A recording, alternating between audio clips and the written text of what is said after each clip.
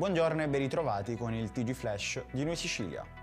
Sparatoria a Librino nel tardo pomeriggio di ieri. La presunta vittima rimasta illesa si sarebbe presentata in questura per segnalare quanto accaduto, scatenando l'allarme nel quartiere. Il primo sopralluogo della polizia non ha rivelato la presenza di bossoli o tracce ematiche.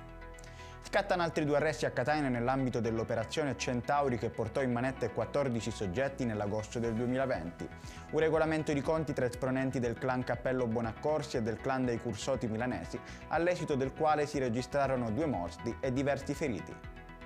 È morto l'operaio che si era infortunato il 21 ottobre scorso nel cantiere forestale di Monte Cuccio a Palermo, cadendo in un burrone.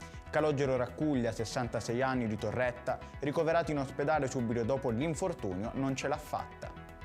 È riscontrato in un'azienda non autorizzata di Ragusa la presenza di conserve già confezionate in contenitori, tra cui più di 6.000 kg di passato di pomodoro e 1.420 kg di pomodori secchi che sono state sequestrate.